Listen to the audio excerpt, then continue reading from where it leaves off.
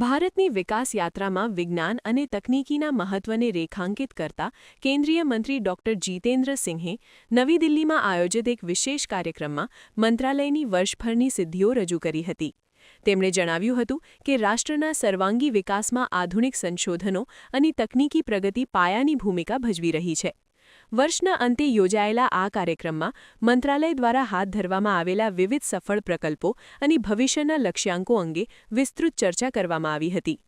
Doctor Jitendra સિંહે પોતાના સંબોધનમાં ભારપૂર્વક જણાવ્યું હતું કે વર્ષ 2014થી વર્તમાન સરકાર વિજ્ઞાન અને તકનીકી ક્ષેત્રને સર્વોચ્ચ પ્રાથમિકતા આપી રહી છે. સરકારના સતત પ્રોત્સાહનને કારણે ભારતે અવકાશ વિજ્ઞાન, અણુશક્તિ અને ડિજિટલ માળખાગત સુવિધાઓમાં નોંધપાત્ર પ્રગતિ કરી છે. તેમણે ઉમેર્યું હતું કે આ ક્ષેત્રમાં કરવામાં આવેલું રોકાણ માત્ર આર્થિક વૃદ્ધિ જ નહીં પરંતુ સામાન્ય નાગરિકોના જીવનધોરણમાં સુધારો લાવવા માટે પણ અનિવાર્ય છે. આગામી સમયમાં ભારતને વૈશ્વિક તકનીકી કેન્દ્ર બનાવવાના ઉદ્દેશ્ય સાથે મંત્રાલય દ્વારા અનેક નવા સંશોધન કેન્દ્રો અને સ્ટાર્ટઅપ પ્રોત્સાહન યોજનાઓ પર ભાર મૂકવામાં આવી રહ્યો છે. મંત્રીએ યુવા વૈજ્ઞાનિકોને પ્રોત્સાહિત કરતા જણાવ્યું હતું કે ટેકનોલોજીના માધ્યમથી આત્મનિર્ભર ભારતના સ્વપ્નને સાકાર કરી શકાશે. આ કાર્યક્રમમાં વિવિધ વિભાગોના વડાઓ અને વિજ્ઞાન જગતના અગ્રણીઓ ઉપસ્થિત રહ્યા હતા, જેમણે મંત્રાલયની કામગીરીની પ્રશંસા કરી હતી. First time ever, any government has come forward with an initiative to support the private sector. You've heard of the private sector being asked to donate to government. Here, the government is donating a fund to accelerate the private sector participation, which is the Research Development Innovation Fund of rupees 1 lakh crore. I think unique of its kind. PSA would wear me out. You hardly find it even in other countries. But since we are opening up in a big way to a greater integration between the public and the private sector, so therefore, with all the sensitivity and consciousness, it was realized that we have to give them an initial push in the noble hope that then finally they would take over. So, and secondly is the other news of the year is the National Research Foundation, which has been keeping in mind the Indian ethos named Anusandhan. Again, this is also distinct because not many countries have this, some of them just US, Germany, but I can say that the model that we have adopted is better than all the other models because we took about 2 years to study each of the models, and then of course as the PSA rightly announced, what are going to be the benefits of it. It's because general complaint was that most of the government funds were available to the first line institutions like IITs, etc. Because the parameters were such.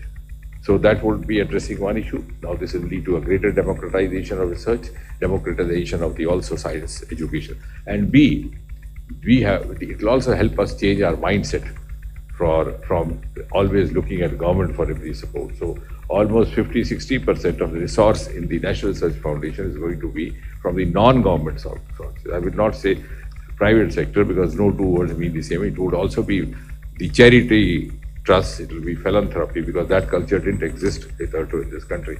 So the non-government sources will take over gradually the growth story of this country. So that is going to be one.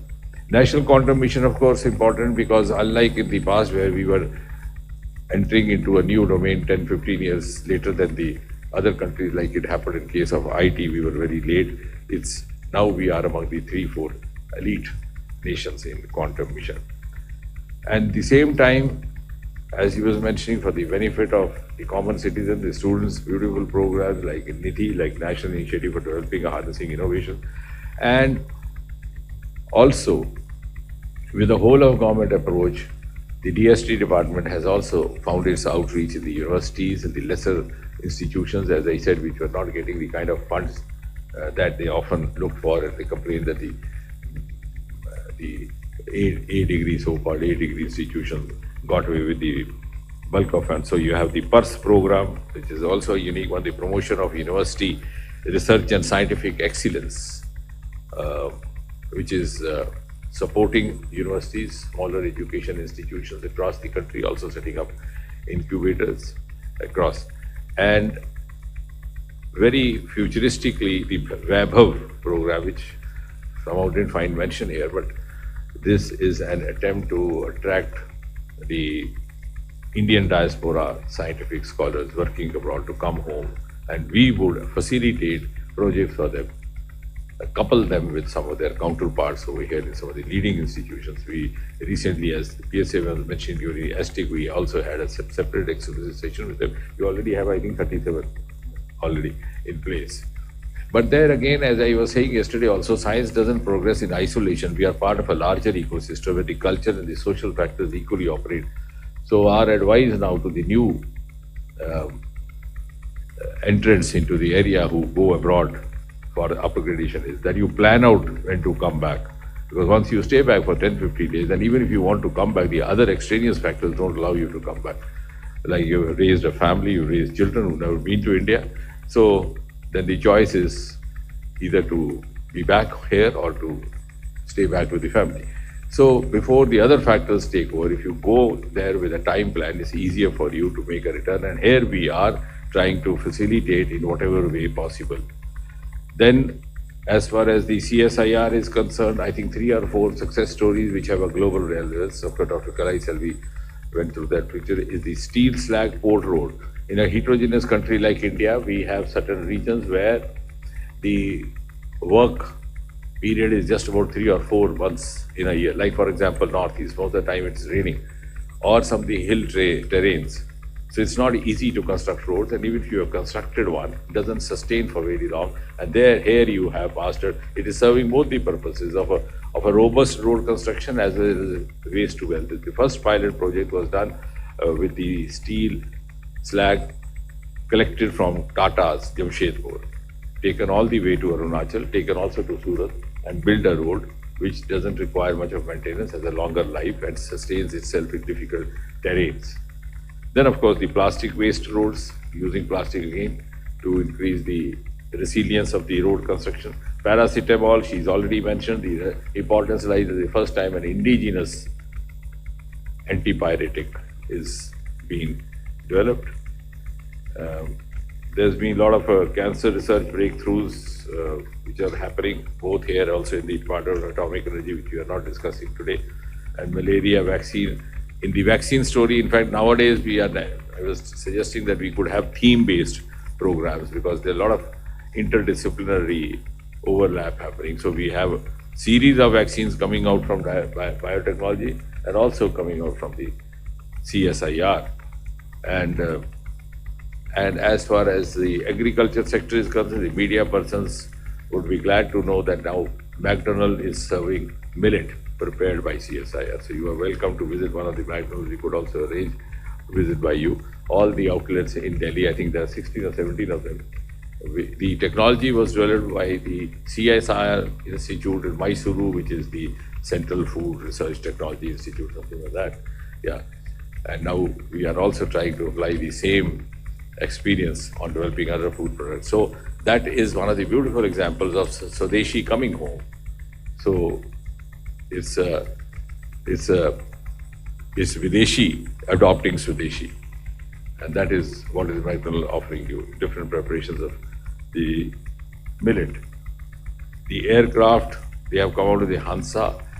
Now with the aviation sector rapidly on the expansion mode, we would require more and more of pilots. Many of the pilots have to go abroad for training because they don't have enough of flying clubs in India. If they do have, they don't have many of aircrafts, trainer aircrafts, which typically require 2-seaters. And here CSIR has taken an initiative, again in a PPP model in Bangalore, to develop such aircraft. So we are in fact silently also contributing, supplementing the kind of work which is being done by the other sectors, the other ministries, which may not be much talked about because when it reaches there, it becomes their ownership. But the script writers are the gentlemen and the gentle lady sitting on the two sides of me. And of course, a program which was also very close to Prime Minister's heart is One Day as a Scientist. So I think this is also a new initiative taken by this government. Scientists are visiting the educational institutions and holding the interactions over there. The Rashtriya Puraskar has undergone a new format now. That is also happened.